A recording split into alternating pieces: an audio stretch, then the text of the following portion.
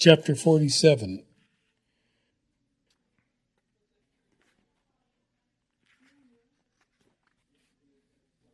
As we approached the colonnade, a bare-legged figure in a brick-red shirt stood from the steps in the sun where she had been sitting. "I nearly started without you. I'm hungry." The shirt was unbuttoned, and underneath I could see a dark blue bikini. The word, like the fashion, was very new then. In fact, it was the first bikini I had ever seen outside a newspaper photograph, and it gave me something of a shock. The bare navel, the slender legs, brown gold skin, a pair of amusedly questioning eyes. I caught Julie wrinkling her nose at this young Mediterranean goddess, who only widened her smile.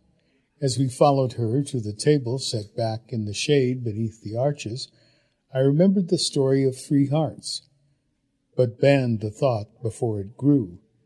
June went to the corner of the colonnade and called for Maria, then turned to her sister. "She's been trying to tell me something about the yacht. I couldn't work it out." We sat, and Maria appeared. She spoke to Julie.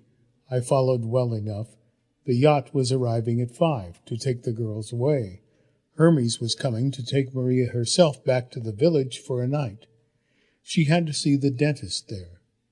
The young gentleman must return to the school, as the house would be locked up. I heard Julie ask where the yacht was going. Then Cerro Despoina.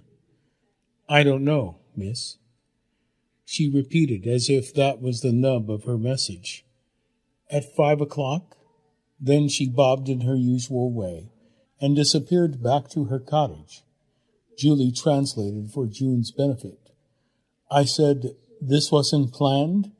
I thought we were staying here." She looked doubtfully at her sister, who in turn eyed me, then dryly queried Julie back. "Do we trust him? Does he trust us?" "Yes." June gave me a little grin. "Then welcome, Pip." I looked to Julie for help. She murmured, "I thought you claimed to have read English at Oxford." There was suddenly a shadow of reawakened suspicion between us. Then I woke up and took a breath. "All these literary references," I smiled. "Miss Havisham rides again? And Estella?"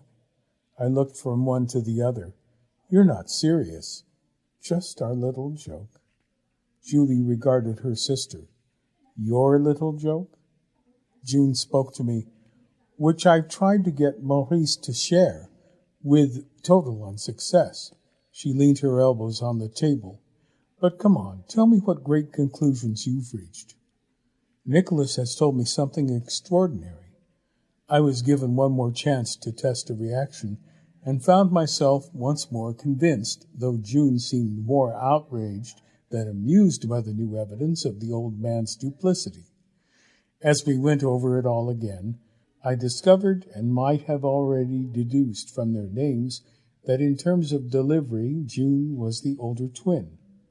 She also seemed it in other ways. I detected a protectiveness in her towards Julie, which sprang from a more open personality, greater experience of men. There was a shadow of reality in the casting of the mask. A more normal and a less normal sister, or one more assertive, the other more fragile. I sat between them, facing the sea, keeping an eye open for the hidden watcher, though he stayed hidden if he was still spying on us. The girls started questioning me, my own background and past, so we talked about Nicholas, his family, his ambitions, his failings.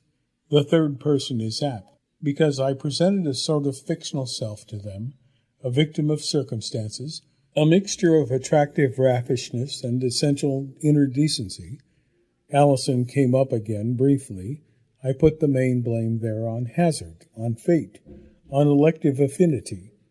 One's knowing one sought more, and let them feel, copying Julie, that I didn't want to talk in detail about all that. It was over and done with, pale and sour beside the present. Something about that long lunch, the enjoyable food, and the Retsina, all the debating and speculating, the questions they asked, the being between the two of them, the dressed and the near naked, feeling closer to them both all the time. We got on to their father, their having liked their childhood in the shadow of a boys' boarding school, then their mother. They kept capping each other's affectionate stories about her silliness. It was like entering a deliciously warm room after a long, cold journey, an erotically warm room as well. Toward the end of the meal, June slipped out of her shirt.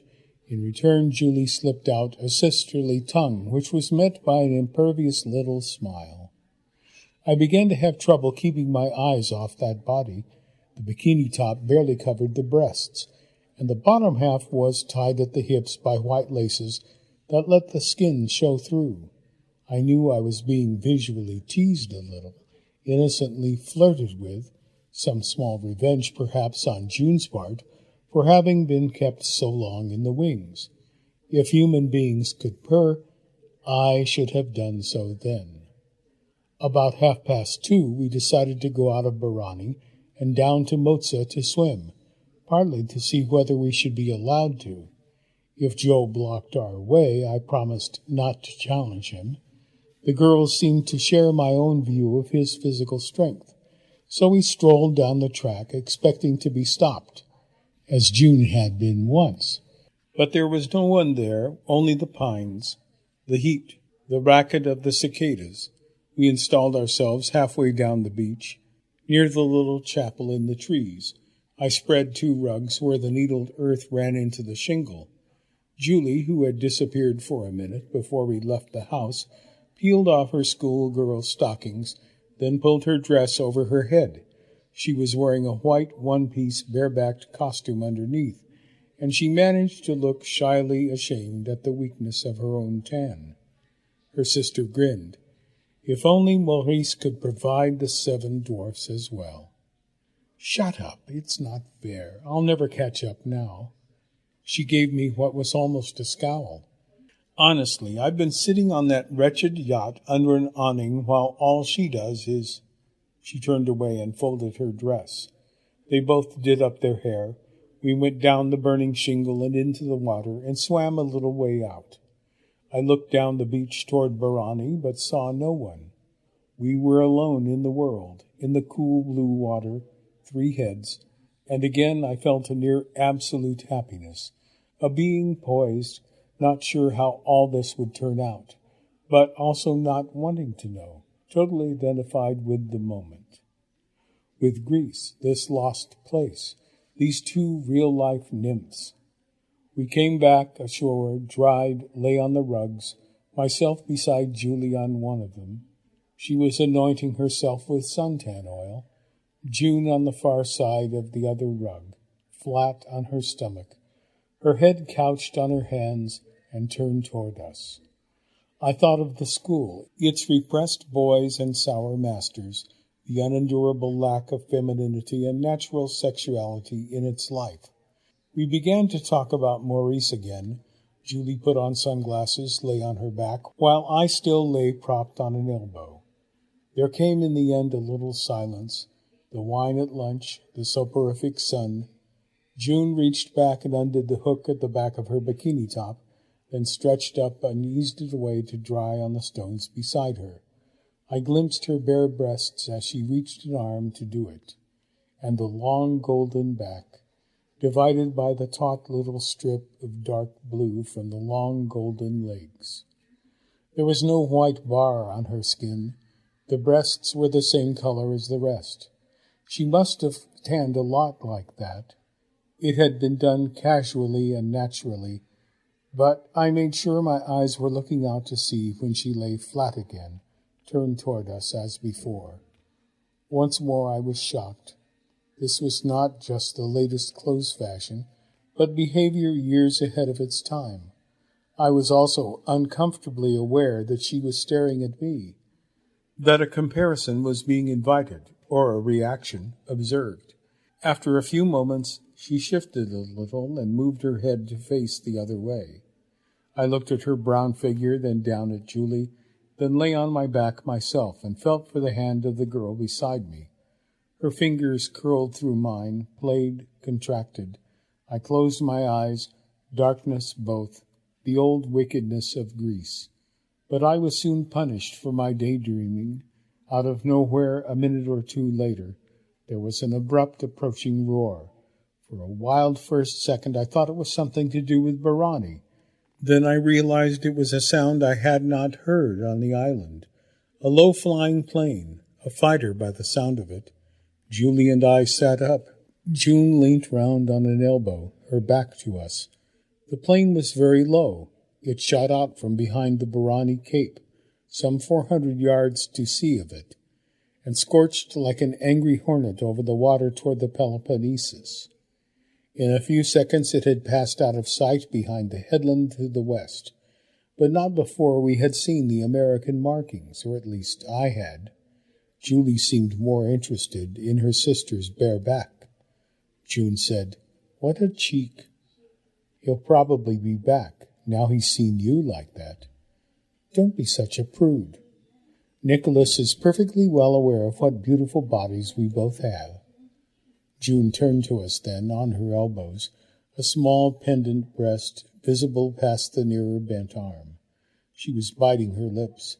I didn't realize things had gone that far. Julie stared fixedly out to sea. "We are not amused. Nicholas seems to be. You're showing off. Since he's already had the divine good luck to see me." "June." Through all this little spat, Julie hadn't looked at me, but now she did, and made it clear whose side I was to be on. It was delicious. She was both embarrassed and piqued. Like still water ruffled, she surveyed me reproachfully as if it was all my fault. "Let's go and look at the chapel." I glanced at June as I obediently stood, and received the sarcastic and impudent little cast skywards of her eyes. Now I had to bite my lips. Julie and I strolled away into the trees, the shade, in bare feet. There was a charming pinkness about her cheeks and a setness of mouth. "She's only teasing you." I could scratch her eyes out sometimes. A classicist shouldn't be shocked by nakedness in Greece. I'm not a classicist at the moment, just a girl who feels at a disadvantage. I leaned and kissed the side of her head. I was pushed away, but without force. We came to the whitewashed chapel. I thought it would be locked, as it had been when I tried to get in before, but the primitive wooden latch gave. Someone must have been there and forgotten to relock the place. There was no window, only the light from the door. It was bare of chairs, an iron candle holder with one or two ancient stumps on its spikes, a naively painted iconostasis spanning the far end, a very faint aroma of incense. We went and looked at the crudely figured saints on the worm-eaten wall of wood, but I knew we were both less aware of them than that of the darkness and seclusion of the little place. I put an arm round her shoulders. A moment later she had turned, and we were kissing. She twisted her mouth away and turned her cheek against my shoulder. I looked at the open door, then drew her back towards it, pushed it to, leaned against the wall on the hinged side, and coaxed her to me. I began to kiss her throat, her shoulder, then reached up to the straps of her costume. "No, you mustn't." But her voice had that peculiar feminine tone that invites you to go on as much as to stop. I gently eased the straps off her shoulders, then down, till she was bare to the waist, caressed the waist, then up slowly to the firm small breasts, still a little damp from the sea-water, but warm, excited. I bent and licked the salt from the nipples. Her hands began to stroke down my back, in my hair. I let my own wander down to the waist again, to where the costume hung. But then her hands were abruptly on mine. She whispered, "Please, not yet." I brushed my lips against her mouth. "I want you so much. I know. You're so beautiful, but we can't. Not here." I moved my hands up to her breasts. "Do you want me to?" "You know I do, but not now." Her arms slipped round my neck, and we kissed again, crushing each other.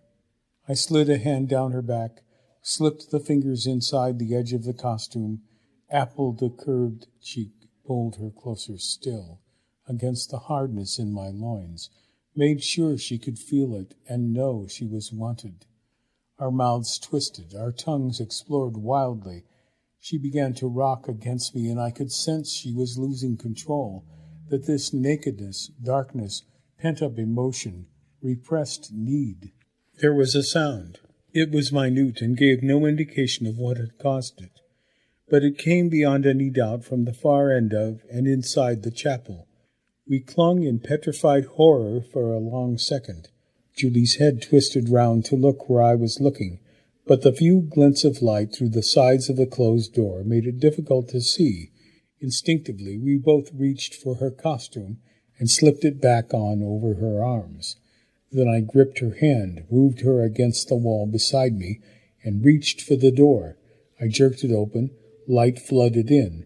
The iconostasis stared at us, the black iron candlestand in front of it. There was nothing else.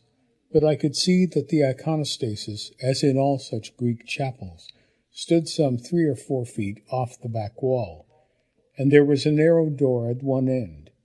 Suddenly, Julie was in front of me, mutely but violently shaking her head.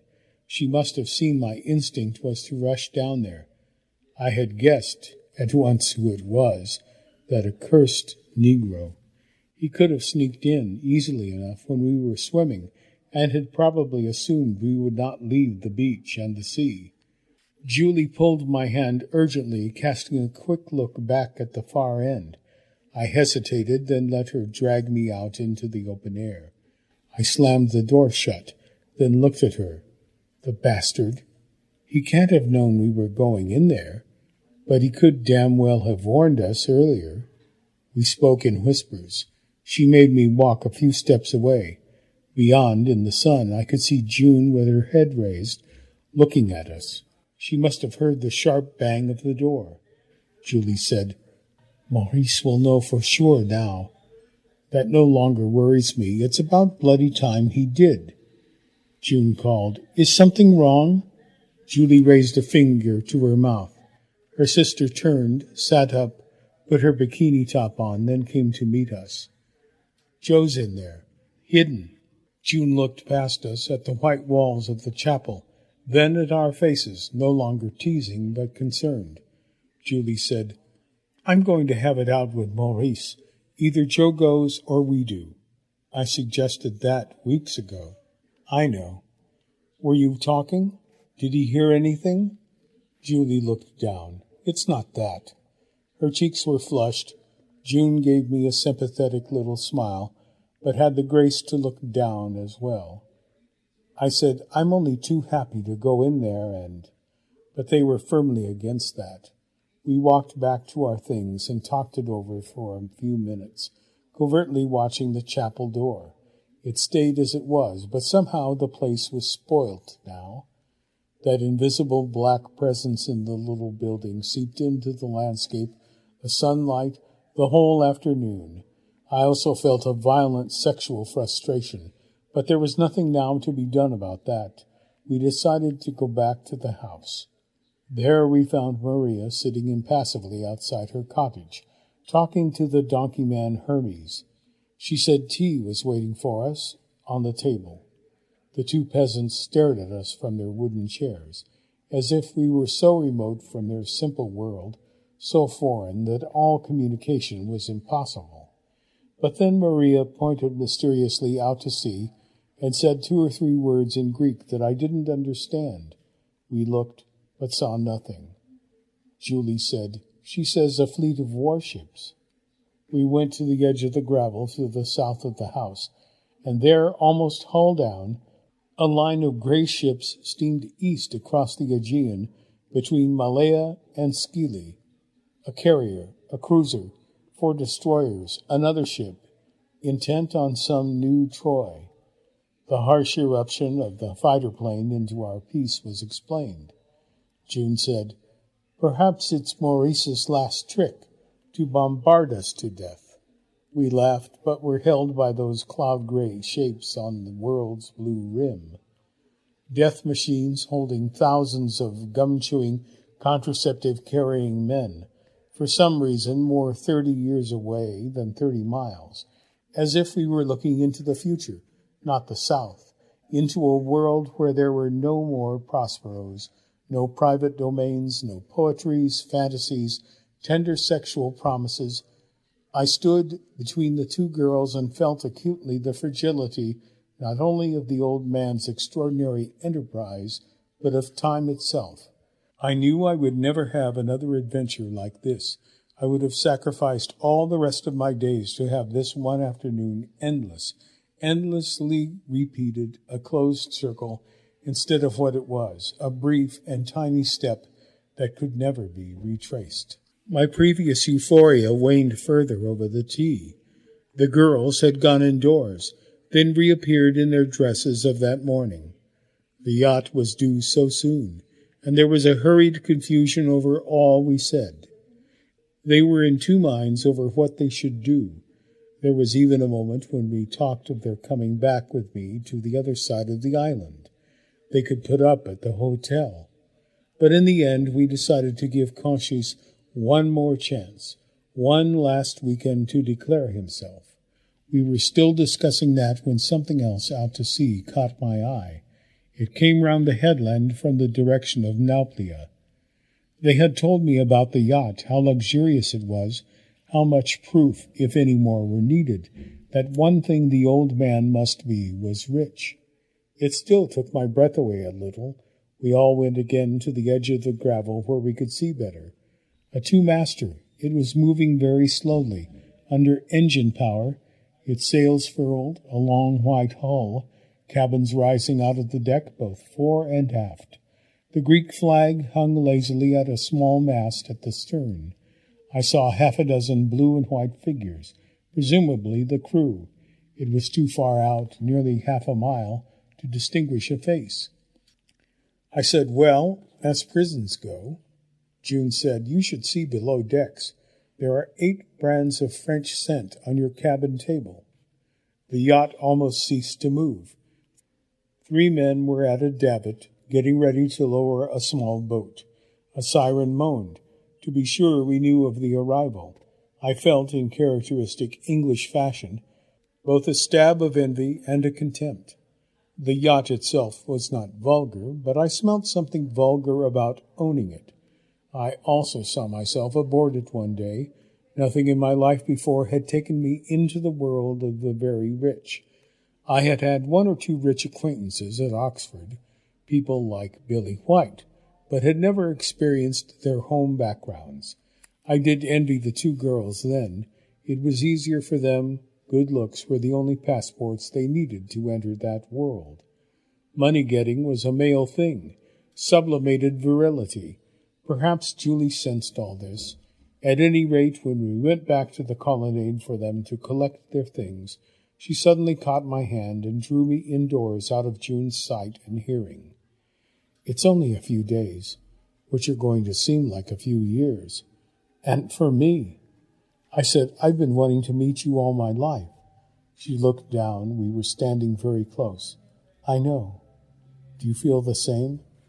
"I don't know what I feel, Nicholas, except that I want you to feel like that. If you come back, could you get away one evening during the week?" She glanced round through the open doors, then into my eyes. "It's not that I wouldn't love to, but I could make Wednesday. We could meet down by the chapel," I added, "not in it." She appealed for understanding. "We may not even be here. I'll come anyway. After dark. I'll wait till midnight. It'll be better than biting my fingernails in that damned school. I will try, if I possibly can. If we're here." We kissed, but there was something torn, already too late, about it. We went outside. June waited by the tea table and immediately nodded across the gravel. There, standing on the path that led down to the private beach, was the Negro. He was in black trousers and a polo-necked jumper, and he wore dark glasses, waiting. The yacht's siren moaned again.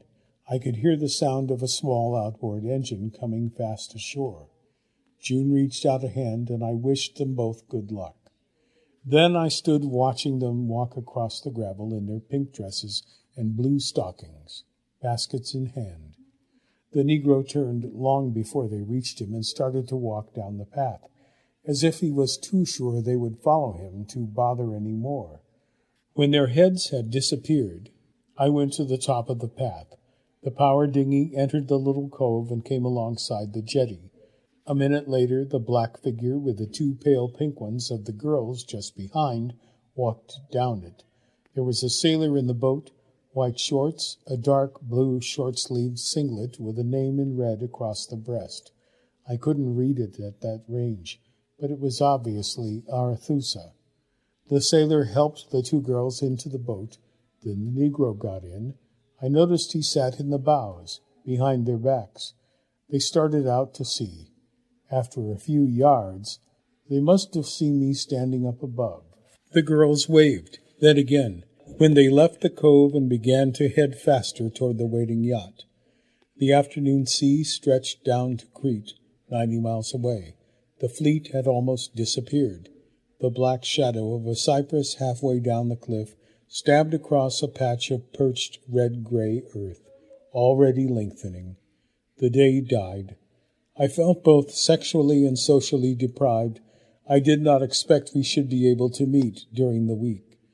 But yet a deep excitement buoyed me on, a knowledge like that of the poker player who needs only one more card to have an unbeatable hand.